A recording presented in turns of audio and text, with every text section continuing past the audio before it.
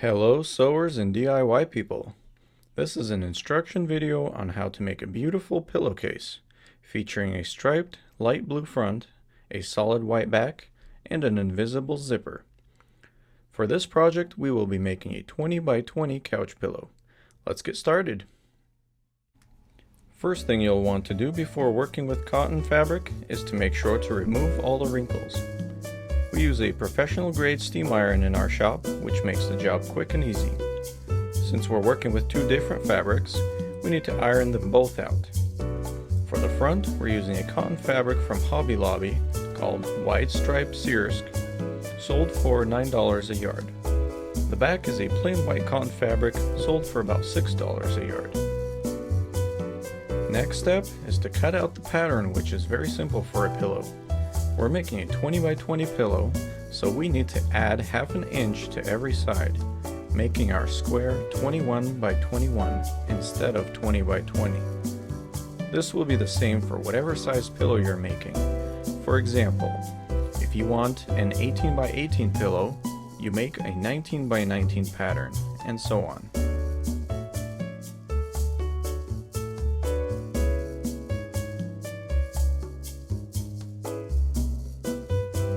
Going back to our ironing board, we'll place the two patterns on top of each other so that they're overlapping in order to make sure they are square and equal in size. Next, we'll be attaching what's called a lightweight fusible interlining fabric on the insides of each pattern. You'll need to cut out about a 1-inch wide section with a length of whatever size your zipper will be. For reference, our pattern is 21 inches long and our zipper is 19.5 inches long. Our interlining fabric came in a 20-inch width, so it was perfect for this project.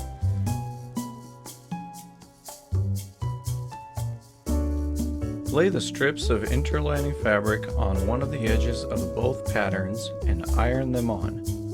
An important note is to make sure to iron on the inside of the pillowcase. In this step, you should have your fabrics inside out.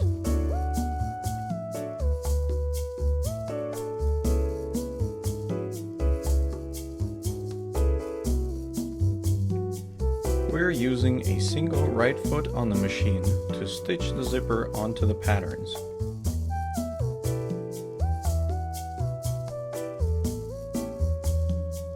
With the material still inside out and square with each other, place the zipper open and upside down between the patterns.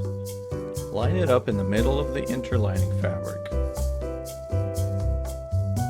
Make marks for yourself on both patterns before beginning to stitch. Use the end of the zipper or the zipper stop to make your marks. Note that the zipper can be cut to size using a pair of scissors. Also note that you should leave about 1 inch of space between the zipper and edge of the pattern on both sides. Use some pins to keep the zipper in place as you stitch.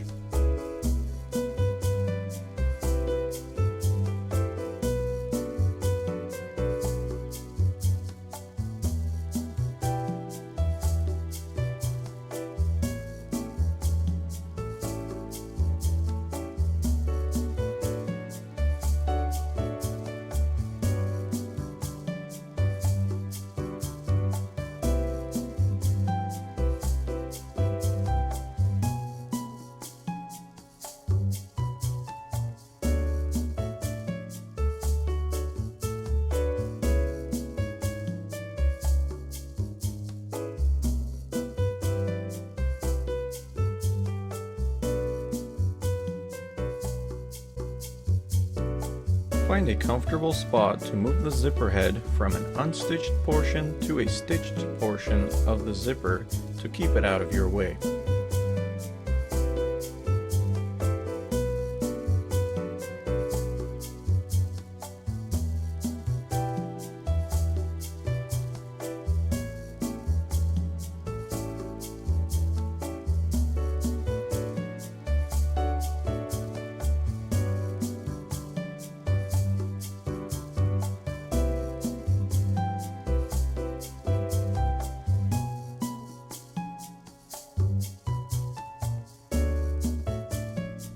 Now it's time to stitch the second half of the zipper on the other pattern.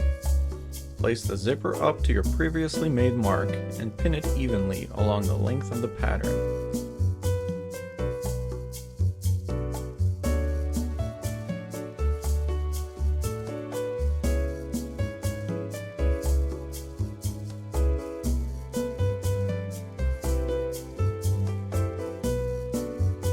You are now ready to continue stitching.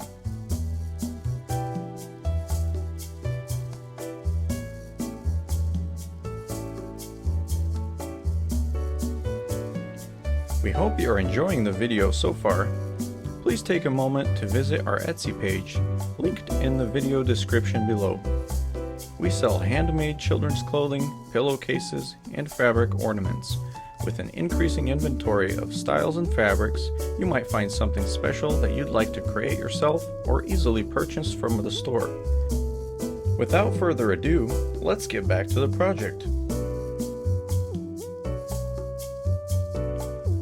Once that's ready, the next step is to make a stitch on both ends of the zipper. Square up the zipper and make a strong stitch on the outside of the zipper, not on the zipper itself.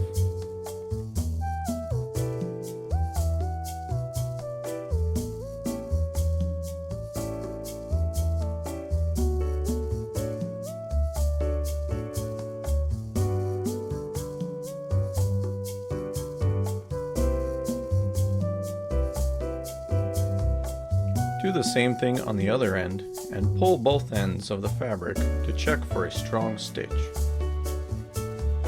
Run both ends of the fabric through an overlock machine to prevent fraying with regular use. We find that fabric tends to fall apart much more quickly after laundering when the overlock is not used.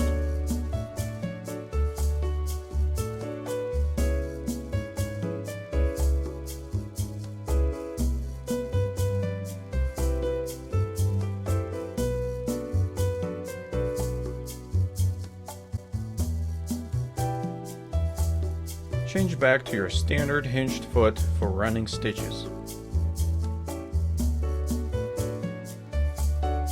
In this step, we stitch the three other sides of the pattern together. With fabric straightened out and square to each other, line up the needle to begin stitching at or above the strong stitch that was previously completed. Keep the stitch at ½ inch into the pattern. It's very important to begin and end every stitch by running it through 2 to 3 times, locking the thread in place. Run the 3 sides we just stitched through the overlock machine to prevent fraying and greatly improve the durability of your pillowcases.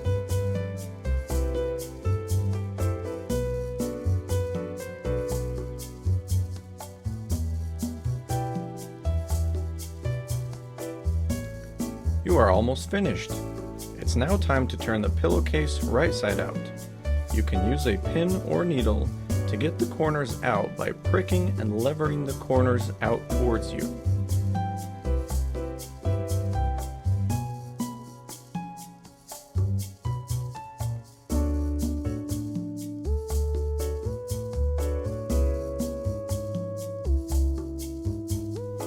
Lastly, turn out the edges and iron them to give you that brand new out of the package look.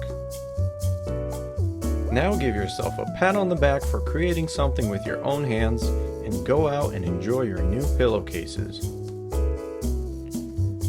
Please like, subscribe, comment, hit the notification bell for more great DIY sewing projects. We'll be putting out more instructional videos like children's clothing, fabric ornaments, and how to measure yourself for alterations. So stay tuned and God bless.